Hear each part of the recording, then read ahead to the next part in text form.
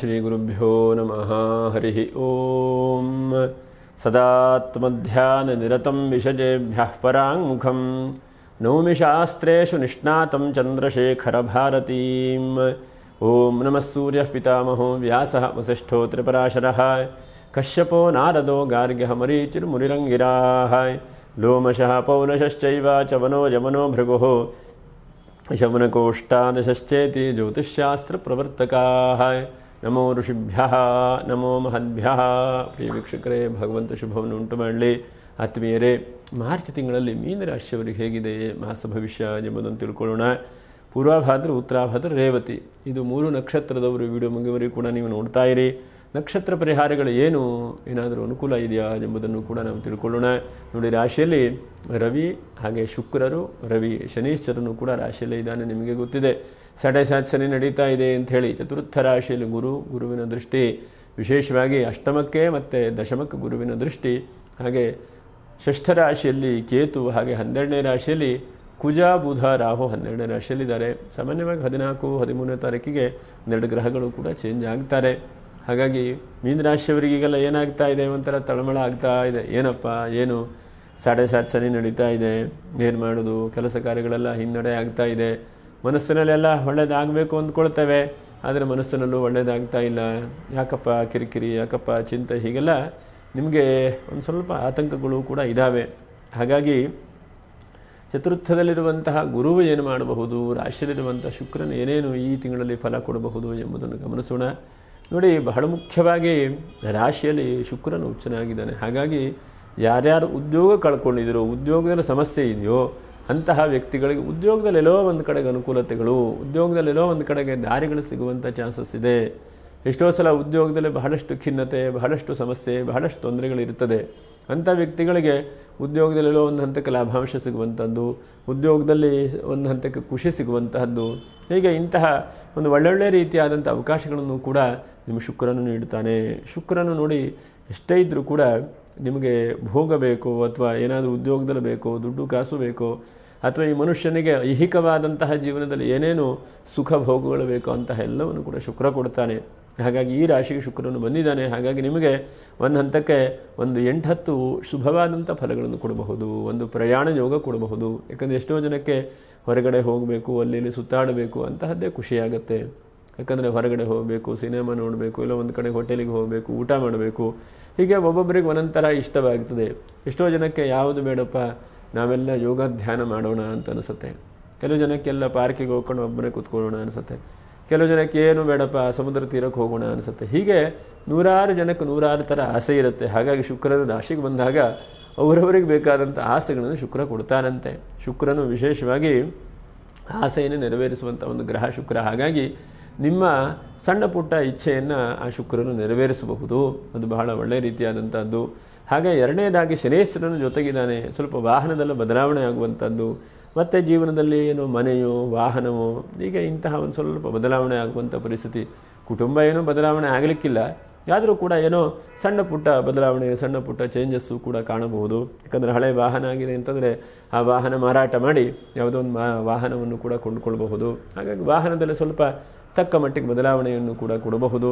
ಇನ್ನು ಚತುರ್ಥ ರಾಶಿಯ ಗುರು ನೋಡಿ, ಗುರು ಚತುರ್ಥ ರಾಶಿಯಲ್ಲಿದ್ದಾನೆ. ಹಾಗಾಗಿ ಧರ್ಮದ ಕೆಲಸ, ದೇವರ ಕೆಲಸ, ಪಾರಾಯಣೆ, ನಿತ್ಯವಾದಂಥ ಭಗವಂತನ ನಾಮಸ್ಮರಣೆ ಮಾಡ್ತಾ ಇದ್ದೀರಿ. ಅದನ್ನು ಬಿಡಬೇಡಿ ನೀವು ಖಂಡಿತವಾಗುವ. ಯಾಕಂದರೆ ಎಲ್ಲವನ್ನು ಕೂಡ ಅನುಗ್ರಹ ಮಾಡುವಂಥವನು ಭಗವಂತ. ಅಂಥ ಭಗವಂತನನ್ನು ನಿರಂತರವಾಗಿ ನಾವು ಮಾಡ್ತಾ ಇರಬೇಕು. ಪೂಜೆ ಪುನಸ್ಕಾರಗಳನ್ನು ಪ್ರಯತ್ನ ಮಾಡ್ತಾ ಇರಬೇಕು. ಅವಾಗ ಎಷ್ಟೋ ಸಲ ಮಾಡಿದಾಗ ಒಂದು ಸಲ ನಮಗೆ ಫಲ ಸಿಗುತ್ತೆ. ಒಂದೇ ಕ್ಷಣಕ್ಕೆ ಅಥವಾ ಒಂದೇ ಸಮಯಕ್ಕೆ ಹೀಗೆ ಸಿಕ್ಕೋಯ್ತು ಫಲ ಅಂತಿಲ್ಲ. ಆದರೆ ಭಗವಂತನ ಅನುಗ್ರಹದಿಂದ ಒಂದು ಒಳ್ಳೆ ರೀತಿಯಾದಂಥ ಫಲ, ಒಳ್ಳೆ ರೀತಿಯಾದಂಥ ಅವಕಾಶಗಳು ಅನುಗ್ರಹ ಸಿಗುತ್ತೆ. ಆ ಪ್ರಯತ್ನಗಳನ್ನು ನಾವು ಮಾಡಬೇಕು, ಪ್ರಯತ್ನಗಳನ್ನು ಬಿಡಬಾರದು. ಇನ್ನು ಷಷ್ಠ ರಾಶಿಯ ಕೇತು, ತಂದೆ ತಾಯಿಯವರ ವಿಷಯದಲ್ಲಿ ಸ್ವಲ್ಪ ಜಾಗ್ರತೆ ಇಟ್ಕೊಳ್ಬೇಕು. ಯಾಕಂದರೆ ಎಷ್ಟೋ ಸಲ ಎಲ್ಲ ಚೆನ್ನಾಗಿರುತ್ತೆ, ತಂದೆ ತಾಯಿಯವರ ಆಶೀರ್ವಾದದಲ್ಲಿ ಏನೋ ಸಣ್ಣ ಪುಟ್ಟ ಕಿರಿಕಿರಿ ಆಗುವಂಥದ್ದು, ಅವರ ಆರೋಗ್ಯದಲ್ಲಿ ಸಣ್ಣ ಪುಟ್ಟ ತೊಂದರೆ ತಾಪತ್ರೆಗಳಾಗಬಹುದು. ಯಾಕಂದರೆ ನಿಮಗೆ ಹಿರಿಯರ ಆಶೀರ್ವಾದ ಅನುಗ್ರಹ ಇದೆ ನಿಮಗೆ, ಆದರೂ ಕೂಡ ತಂದೆ ತಾಯಿಯವರ ನೋಡಿಕೊಳ್ಳುವಂಥ ವಿಷಯದಲ್ಲಿ ಸಣ್ಣ ಪುಟ್ಟ ಖಿನ್ನತೆ, ಜಗಳ, ಕಿರಿಕಿರಿ ಅವು ಇವು ಕೂಡ ಆಗಬಹುದು. ಹಾಗಾಗಿ ಸ್ವಲ್ಪ ಸಮಾಧಾನ, ಸ್ವಲ್ಪ ತಾಳ್ಮೆಯನ್ನು ವಹಿಸಿಕೊಳ್ಳುವಂತಹ ಪ್ರಯತ್ನವನ್ನು ಮಾಡಿ. ಇನ್ನು ಯಾರ್ಯಾರು ಭೂಮಿ, ರಿಯಲ್ ಎಸ್ಟೇಟ್ ವ್ಯಾಪಾರ ವ್ಯವಹಾರ ಮಾಡ್ತಾ ಇದ್ರು ಅಂಥವ್ರಿಗೂ ಕೂಡ ಹೆಚ್ಚಿನದಾದಂಥ ಲಾಭಾಂಶಗಳು. ಮನೆಯೆಲ್ಲ ಕಟ್ಟಿದ್ದೇನೆ, ಬಾಡಿಗೆ ಬರ್ತಾ ಇಲ್ಲ, ತೊಂದರೆ ಆಗ್ತಾ ಇದೆ, ಏನೋ ಭೂಮಿಯಲ್ಲೇನೋ ಕಿರಿಕಿರಿ ಅಂತಂದರೆ ನೋಡ್ತಾ ಇದ್ದಂತೆ ಆ ಕಿರಿಕಿರಿ ಎಲ್ಲ ಸ್ವಲ್ಪ ದೂರ ಆಗ್ತದೆ. ಯಾಕಂದರೆ ಕುಜನು 12ನೇ ರಾಶಿಯಲ್ಲಿದ್ದಾನೆ. 12ನೇ ರಾಶಿಯಲ್ಲಿರುವಂಥ ಪಾಪಗ್ರಹಗಳು ಒಳ್ಳೆಯದು. ಏನೋ ಕಾನೂನಿನ ತೊಡಕು, ಕಾನೂನಿನ ಕಿರಿಕಿರಿ. ಯಾಕಂದರೆ 7.5 ಶನಿ ಬಂದಾಗ ಬಹಳ ಮುಖ್ಯವಾಗಿ ಒಂದು 5 ದುಃಖಗಳನ್ನು ಉಂಟು ಮಾಡ್ತಾನಂತೆ ಶನೇಶ್ವರನು. ನಿಮಗೆ ಆಗಿದೆಯೋ ಅಥವಾ ಹಿಂದೆ ಆಗಿರಬಹುದು, ಮುಂದೂ ಕೂಡ ಬರಬಹುದು. ಯಾಕಂದರೆ ಈ 7.5 ಶನಿ ನಿಮಗೆ ಜನ್ಮ ರಾಶಿಯಲ್ಲಿದ್ದಾನೆ, ಮುಂದೂ ಬರಬಹುದು ಅಥವಾ ಹಿಂದೆ ಬಂದು ಹೋದರೂ ಹೋಯಿತು. ಒಂದು ಕಾನೂನು ರೀತಿಯಾದಂತಹ ತೊಡಕು ಬರುವಂಥದ್ದು. ಹಾಗೆ ಎರಡನೇದಾಗಿ ಸ್ವಲ್ಪ ಆರೋಗ್ಯದಲ್ಲಿ ನಿರಂತರವಾದಂಥ ತೊಂದರೆಗಳು, ಎಡಬಿಡದೇ ಇದ್ದ ಹಾಗೆ ತೊಂದರೆ ಪುನಃ ಪುನಃ ಪುನಃ ಕಾಡ್ತಾ ಇರ್ತದೆ. ಹಾಗೆ ಮೂರನೇ ರೀತಿಯಾಗಿ ಬಹಳ ಮುಖ್ಯವಾಗಿ ನೀವು ಯಾವುದೋ ಒಂದು ದೊಡ್ಡ ಇಷ್ಟಾರ್ಥಗಳನ್ನು ಇಟ್ಕೊಂಡಿರ್ತೀರಿ, ಹೀಗಾಗಬೇಕು, ಹೀಗೆ ಸಿಗಬೇಕು ಅಂಥೇಳಿ, ಅದು ನಿಮಗೆ ಸಿಗದೇ ಇರುವಂಥದ್ದು. ಹಾಗೆ 4ನೇದಾಗಿ ಬಹಳ ಮುಖ್ಯವಾಗಿ ವಾಹನದಲ್ಲಿ ಏನೋ ಸಣ್ಣ ಪುಟ್ಟ ಕಿರಿಕಿರಿ.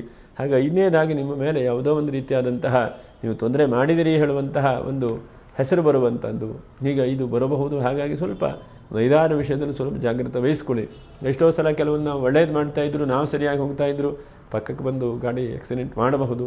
ಹಾಗಾಗಿ ನಾವು ನಮ್ಮ ಜಾಗ್ರತೆಯಲ್ಲಿರುವಂತಹ ಪ್ರಯತ್ನವನ್ನು ಮಾಡಬೇಕು. ಇದೊಂದು 5 ನಿಮಗೆ ಹಿಂದೆ ಆಗಬಹುದು ಅಥವಾ ಮುಂದೆ ಬರಬಹುದು. ಹಾಗಾಗಿ ಇಂತಹದ್ದೊಂದು 5 ಆಗಲಿಲ್ಲ ಅಥವಾ ಅಪಮಾನಗಳು ಸಮಸ್ಯೆಗಳು ಬರಬಹುದು. ಹಾಗೆ ಸ್ವಲ್ಪ ಕಿರಿಕಿರಿಯಿಂದ ಇರುವಂತಹ ಎಷ್ಟೆಷ್ಟೇ ಇದ್ದರೂ ಕೂಡ ಅದೆಲ್ಲ ತಲೆಗೆ ಹಚ್ಕೊಳ್ಳದೆ ನಾವು ನಮ್ಮ ಪ್ರಯತ್ನ ಮಾಡ್ತಾ ಇರಬೇಕು. ನೋಡಿ, ಶಾಸ್ತ್ರಗಳಲ್ಲಿ ಒಂದು 5 ವಿಷಯದಿಂದ ನಮಗೆ ಗ್ರಹಗಳು ಅನುಗ್ರಹ ಮಾಡ್ತಾರಂತೆ. ಏನು? ಒಂದು ನಿರಂತರವಾದಂಥ ಒಳ್ಳೆಯ ಕೆಲಸ ಕಾರ್ಯಗಳನ್ನು ಮಾಡ್ತಾ ಇರಬೇಕು. 2ನೇದಾಗಿ ಕ್ಷಣ ಕ್ಷಣಕ್ಕೂ ಕೂಡ ಭಗವಂತನ ನಾಮಸ್ಮರಣೆ ಮಾಡಬೇಕು. 3ನೇದಾಗಿ ಏನೇ ಕೆಲಸ ಕಾರ್ಯಗಳು ಒಳ್ಳೆಯ ಫಲ ಬರಲಿ ಕೆಟ್ಟ ಫಲ ಬರಲಿ ಏನು ಮಾಡಲಿಕ್ಕಾಗುತ್ತೆ? ಭಗವಂತನಲ್ಲಿ ಭಾರ ಹಾಕ್ತಾ ಮುಂದೆ ಹೋಗ್ತಾ ಬರಬೇಕು, ಏನೂ ಮಾಡಲಿಕ್ಕಾಗೋದಿಲ್ಲ.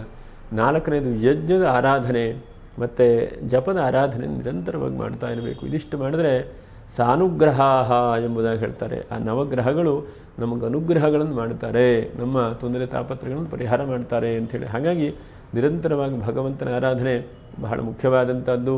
ಇನ್ನು ಮಕ್ಕಳ ವಿಷಯದಲ್ಲಿ ಬಹಳಷ್ಟು ಚಿಂತೆ ಮಾಡ್ತಾ ಇದ್ದೀರಿ ನೀವು. ವಿವಾಹಾದಿಗಳು ಆಗದೇ ಇದ್ದವರಿಗೆ ಸ್ವಲ್ಪ ಪ್ರಯತ್ನ ಮಾಡಿಕೊಳ್ಳಿ. ರಾಶಿಯಲ್ಲಿರುವಂಥ ಶುಕ್ರ ವಿವಾಹವನ್ನು ಕೂಡ ಮಾಡಬಹುದು. ವಿವಾಹಾದಿ ಮಂಗಲ ಕಾರ್ಯಕ್ಕೆ ಅವಕಾಶಗಳನ್ನು ಇದೆ ನಿಮಗೆ. ಪ್ರಯತ್ನ ಹೇಗೆ ಮಾಡ್ತೀರಿ ನಿಮಗೆ ಬಿಟ್ಟಿರುವಂಥದ್ದು. ಕೆಲವೊಂದು ಸಲ ಪ್ರಯತ್ನ ಮಾಡ್ತೀರಿ, ಪ್ರಯತ್ನ ಸಫಲವಾಗುತ್ತೆ, ಇನ್ನೊಂದಂತಕ್ಕೆ ಪ್ರಯತ್ನ ಮಾಡೋದಿಲ್ಲ. ಆ ಪ್ರಯತ್ನನೇ ಮಾಡಿಲ್ಲ ಅಂತಂದರೆ ಫಲ ಬರಲಿಕ್ಕೆ ಸಾಧ್ಯವೇ ಇಲ್ಲ. ಹಾಗಾಗಿ ಮನುಷ್ಯ ಪ್ರಯತ್ನವನ್ನು ಮಾಡಿ ವಿವಾಹಾದಿ ಮಂಗಲ ಕಾರ್ಯಗಳು ಮತ್ತು ಮನೆಗೆ ಯಾವುದೋ ಒಂದು ಹೊಸದಿದಂತಹ ವಸ್ತುಗಳು ಕೂಡ ಬರುವಂಥ ಸಾಧ್ಯತೆಗಳಿದೆ. ಏನಾದರೂ ಕೊಂಡ್ಕೊಂಬರ್ಬೋದೋ ನೀವು, ಅಥವಾ ನಿಮಗೆ ಯಾರು ಗಿಫ್ಟ್ ಕೊಡ್ತಾರೆ ಏನೋ ಗೊತ್ತಿಲ್ಲ. ಮತ್ತು ಸ್ವಲ್ಪ ಪ್ರಯಾಣ ಯೋಗವು ಸ್ವಲ್ಪ ಜಾಸ್ತಿ ಆಗುವಂಥ ಚಾನ್ಸಸ್ ಇದೆ. ಮತ್ತು ಜೊತೆಯಲ್ಲಿ 12ನೇ ರಾಶಿಯ ಬುಧ ನಿಮ್ಮನ್ನು ನೀವು ತಿದ್ದುಕೊಳ್ತಾ ಇದ್ದೀರಿ, ನೀವು ವಿದ್ಯಾಭ್ಯಾಸ ಮಾಡ್ತಾ ಇದ್ದೀರಿ, ನೀವು ಕಲಿತಾ ಇದ್ದೀರಿ, ಬೆಳೀತಾ ಇದ್ದೀರಿ. ಯಾಕಂದರೆ ಜೀವನದಲ್ಲಿ ನಮ್ಮ ಜೀವನದ ಕೊನೆಯವರೆಗೂ ಕೂಡ ನಾವು ಓದ್ತಾನೇ ಇರಬೇಕಂತೆ. 1 ದಿವಸಕ್ಕೆ 2 ದಿವಸಕ್ಕೆ ಎಂಡಾಯಿತು ಅಂತೇನಿಲ್ಲ. ವಿದ್ಯೆ ಹೇಳುವಂಥ ನಿರಂತರವಾದಂಥ ವಿದ್ಯೆ. 1-2 ದಿವಸಕ್ಕೆ ವಿದ್ಯೆ ಮುಗಿಯುವುದಿಲ್ಲ. ಹಾಗಾಗಿ ಅಂತಹ ನಿರಂತರವಾದಂಥ ವಿದ್ಯಾಭ್ಯಾಸಗಳು ಜೀವನದಲ್ಲಿ ನಡೀತಾ ಇದೆ. ಅದು ಕೂಡ ನಿಮಗೆ ಕೊರೋನಾ ಬಂದ ಮೇಲೆ ಅಥವಾ 7.5 ಶನಿ ಬಂದ ಮೇಲೆ ಅಥವಾ ಕಷ್ಟ ಬಂದ ಮೇಲೆ ಇನ್ನೂ ಜಾಸ್ತಿ ವಿದ್ಯಾಭ್ಯಾಸದ ಕಡೆ ಗಮನ ಕೊಡ್ತಾ ಇದ್ದೀರಿ ಕೊಡಿ. ಯಾಕಂದರೆ ಎಲ್ಲವನ್ನು ಕೂಡ ತಿಳ್ಕೊಳ್ಬೇಕು. ಪ್ರತಿಯೊಂದು ಮನುಷ್ಯನು ಕೂಡ ವಿದ್ಯಾವಂತನಾಗಬೇಕು, ಬುದ್ಧಿವಂತನಾಗಬೇಕು, ಸದಾಕಾಲ ಜಾಗೃತ ಅವಸ್ಥೆಯಲ್ಲೇ ಇರಬೇಕು, ಆಲಸ್ಯತನ ದೂರ ಆಗಬೇಕು. ಹಾಗಾಗಿ ನಮ್ಮಲ್ಲಿ ಗ್ರಹಸ್ಥಿತಿಯನ್ನು ಕ್ಷಣ ಕ್ಷಣಕ್ಕೂ ಕೂಡ ಯೋಚನೆ ಮಾಡ್ತಾ ಇರಬೇಕಂತೆ. ಈ ಶುಭವಾದಂಥ ಗ್ರಹಗಳು ಬಂದಾಗ ಒಳ್ಳೊಳ್ಳೆ ಕೆಲಸ ಮಾಡೋಣ ಅಂಥೇಳಿ ಪ್ರಯತ್ನ ಮಾಡ್ತಾ ಇರಬೇಕಂತೆ. ಯಾಕಂದರೆ ರಾಶಿಯಲ್ಲಿ ಶುಕ್ರ ಬಂದಿದ್ದಾನೆ. ಶುಕ್ರನಿಂದ ಒಂದಂತಕ್ಕೆ ಮನೆಗೆ ಯಾವುದೋ ಒಂದು ವಸ್ತು ಖರೀದಿ ಮಾಡುವಂಥದ್ದು, ಅಥವಾ ಏನಾದರೂ ಪ್ಲ್ಯಾನ್ ಮಾಡಿ ಒಳ್ಳೊಳ್ಳೆ ಉದ್ಯೋಗಕ್ಕೆ ಪ್ಲ್ಯಾನ್ ಮಾಡುವಂಥದ್ದು, ಅಥವಾ ಬಿಸ್ನೆಸ್ಸಿಗೆ ಸಣ್ಣದಾದಂಥ ಬಿಸ್ನೆಸ್ ಮಾಡೋಣ, ಇದನ್ನು ಕಟ್ಟೋಣ, ಏನಾಗುತ್ತೆ ನೋಡೋಣ ಅಂಥೇಳಿ ಯೋಚನೆ ಮಾಡ್ಕೊಂಡು ಬಿಸ್ನೆಸ್ಸಿನ ಮೇಲೆ ಇನ್ವೆಸ್ಟ್ಮೆಂಟ್ ಮಾಡುವಂಥದ್ದು, ಅಥವಾ ಯಾವುದೋ ಒಂದು ವಿಷಯದಲ್ಲಿ ಹೂಡಿಕೆ ಮಾಡುವಂಥದ್ದು. ಹೀಗೆ ಇದನ್ನು ನಾವು ಈ ಶುಕ್ರನು ರಾಶಿಗೆ ಬಂದಾಗ ವಿಶೇಷವಾಗಿ ಹೇಳುತ್ತೆ. ಹಾಗೆ ನಿಮ್ಮ ಮನಸ್ಥಿತಿಯೂ ಕೂಡ ಒಂದು ಕಷ್ಟದಿಂದ ಬರಬಹುದು, ಅಥವಾ ನಿಮ್ಮ ಸಣ್ಣ ಪುಟ್ಟ ಸಮಸ್ಯೆಗಳು, ಉದ್ಯೋಗ ಎಲ್ಲ ತಪ್ಪು ಹೋಗಿಬಿಟ್ಟು ಸಣ್ಣ ಸಣ್ಣ ಸಮಸ್ಯೆಗಳು ನಿಮಗೆ ಬರ್ತಾ ಇದ್ರೆ ಅದರಿಂದ ಬರಬಹುದು. ಒಟ್ಟಿನಲ್ಲಿ ಏನೋ ಮನಸ್ಸಿಗೆ ಹೊಸದಾದಂಥ ವಿಷಯಗಳು, ಜೀವನದಲ್ಲಿ ಏನೋ ಒಂದು ಕನಸು ನನಸಾಗುವಂತಹ ಪ್ರಯತ್ನಗಳಿದೆ ನಿಮಗೆ. ಹಾಗಾಗಿ ಅದನ್ನ ಬಗ್ಗೆ ನೀವು ಯೋಚನೆ ಮಾಡ್ತಾ ಮುಂದೆ ಹೋಗಬೇಕು ಅನ್ನುವಂಥ ಪ್ರಯತ್ನವನ್ನು ಮಾಡಿ.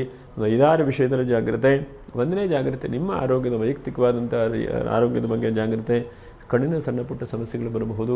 3ನೇ ಕಂಠದಲ್ಲಿ ಏನೋ ಅಥವಾ ಕಫ ಆಗುವಂಥ ಸಮಸ್ಯೆಗಳು ಬರಬಹುದು. 4ನೇದಾಗಿ ಎಲ್ಲವೂ ಕೂಡ ಚೆನ್ನಾಗಿರುತ್ತೆ, ನೀವು ಒಳ್ಳೆಯದನ್ನೇ ಬಯಸ್ತೀರಿ.